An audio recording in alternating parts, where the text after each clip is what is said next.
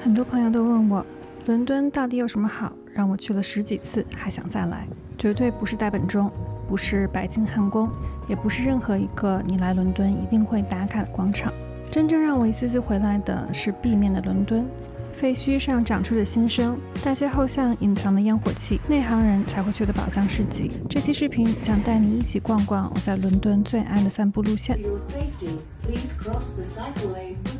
视频最后有我的宝藏清单，欢迎收藏。我爱上伦敦的第一个瞬间，也许是第一次走进 Daunt Books 的时候。当时我第一次来到伦敦短期工作，住在贝克街附近的一间小公寓。没事就会走路到这条街的这间书店，随便翻开一本旅行笔记，惊叹世界这么丰富，我一定要去好好探索。现在的 Marylebone High Street 已经不再小众， Daunt Books 打卡的游人也很多，网红店排起长队，但只要走下书店的地下1层，或者从主街拐一个弯，就会发现这里真正有魔力的一面。去私人医生一条街 Harley Street 走走，听附近音乐学院的学生练琴的声音，逛逛曾经的皇家狩猎场摄政公园，你依然能找到18世纪伦敦村庄的影子。走累了，可以走进这家小巷子里的传统英式酒吧，地下1层藏着一家地道的重庆小面馆。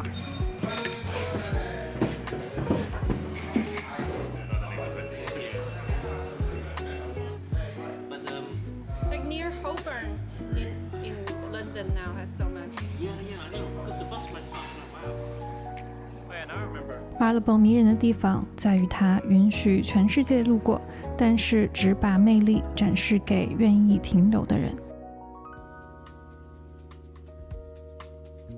走在国王十字火车站附近的水道旁边，你绝对想不到这里曾经是工业废墟、红灯区、治安混乱的危险地带。当时的 St. Pancras 火车站哥特式建筑的红砖被经年累月的煤烟熏成了黑色，甚至被提议整个拆掉。King's Cross 并非在一夜之间华丽转身。2007年，欧洲之星的终点站从滑铁卢搬到了附近的 St. Pancras 车站。为了让它成为伦敦的欧洲门户，政府投入巨资修复，让它重新恢复往日的辉煌。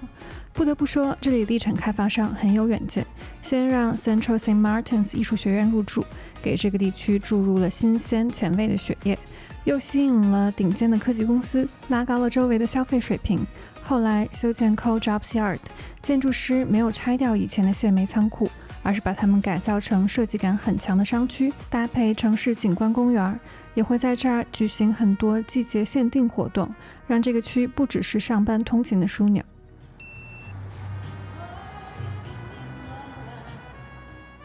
最后回到新开的 Martini Bar， 结束在这个区的散步，想想自己 Hawksmoor 著名的 Sticky Toffee Pudding 是我心中英国甜品的天花板。这个区域历经20年的转变，是我喜欢伦敦这个城市的原因。尊重历史的沉淀，有品味、有文化的创新。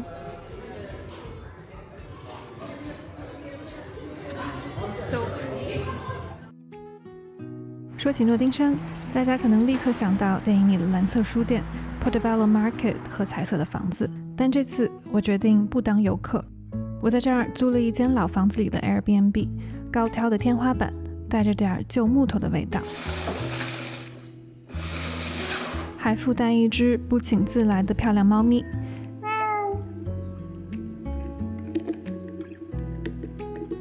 喜欢老房子里的飘窗，坐在那儿看看书，看看路过的人，去附近的超市买点吃的喝的，晚上找朋友过来聊天喝酒。离游客超多的大街只不过几分钟走路的距离，就可以过这样安静松弛的日子。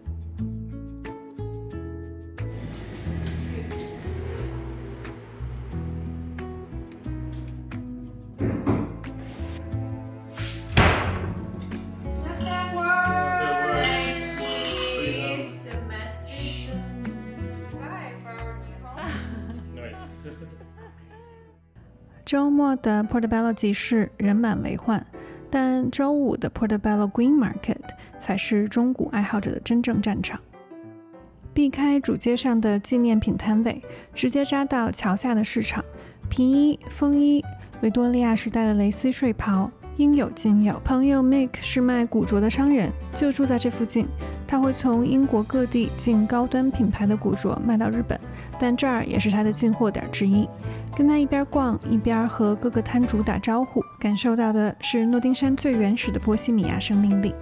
当然，这儿除了衣服，还有其他的旧玩意儿。我在这儿又入手了一个猫头鹰花瓶，淘独一无二的宝藏，真是其乐无穷。诺丁山不缺时髦的网红餐厅，但跟着本地人可以发掘朴实美味的宝藏。比如这家在居民楼下不起眼的角落的西西里餐厅，老板娘会热情地问候每一个熟客，一走进去立刻感觉到邻里间的温暖。食物不贵不精致，但是出人意料的好吃。别忘了留点时间给 Design Museum 设计博物馆，偏爱组织电影创作者的展览，比如 Tim Burton 的作品展、Wes Anderson 的回顾展，或者芭比的电影展。但我最喜欢的是从诺丁山走小路散步到这个博物馆，从旧货市场、粗犷主义的大楼、维多利亚的小楼到最现代的建筑，这3公里的路好像走过了伦敦包罗万象的审美光谱，任何人都能在这个城市里找到和自己有共鸣的设计。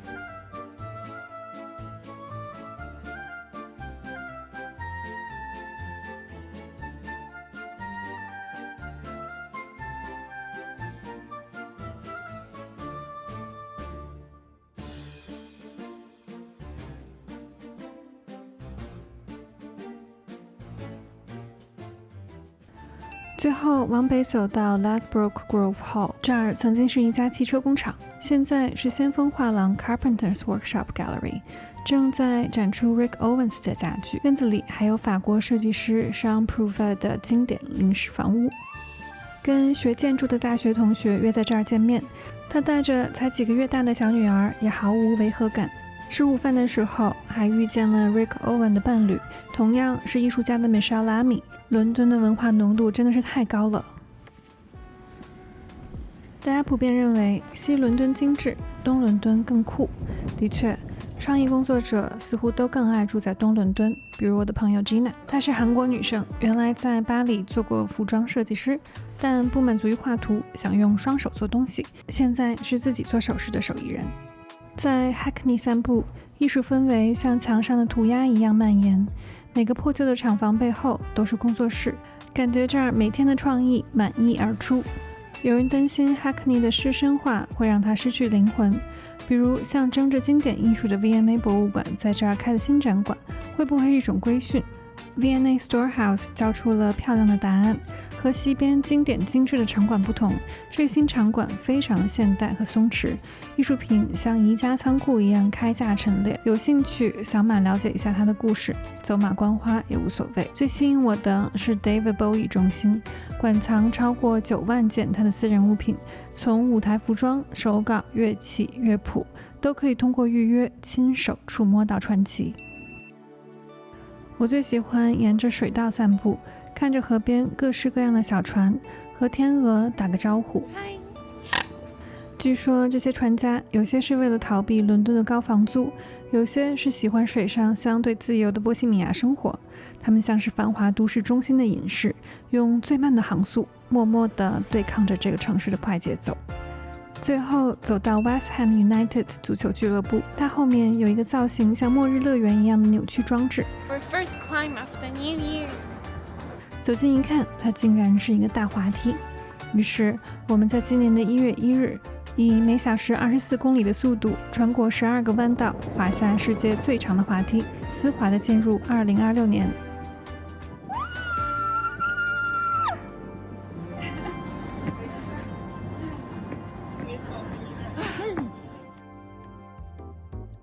最后一段散步路线是从泰晤士河南岸走到伦敦大桥，从南岸中心开始，有滑板少年的躁动，电影资料馆的纯粹，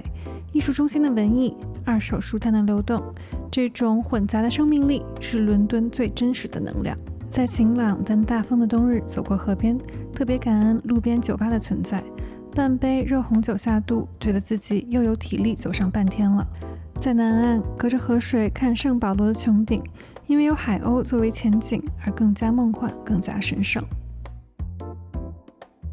走进泰特现代美术馆暖暖身子吧，放弃评判，全身心投入，感受一下 Roscoe 深入灵魂的红色，或者走到楼顶的咖啡厅喝一杯咖啡，也是远眺对岸金融城的最佳位置。继续沿着岸边走，在伦敦大桥处右拐，就会见到大名鼎鼎但过度拥挤的 Borough Market。打开这个美食市场的正确方式，绝对不是跟风去排海鲜饭的长队，最好是提前预约藏在市场2楼的一家叫欧妈的餐厅，边享受地中海美食，边俯瞰市场的熙熙攘攘。夜晚降临时，找到 Borough Market 一侧桥洞下的一家叫 Cahoots 的小酒吧，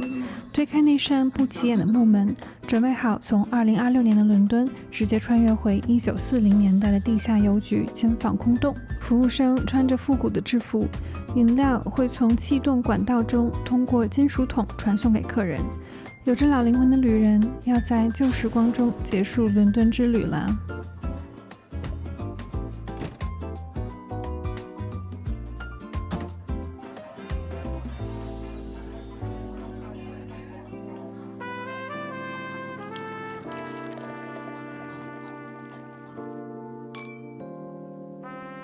这就是我来过12次以后最爱的5条散步路线。伦敦对我来说不再是旅行地，而是常回常新的快乐老家。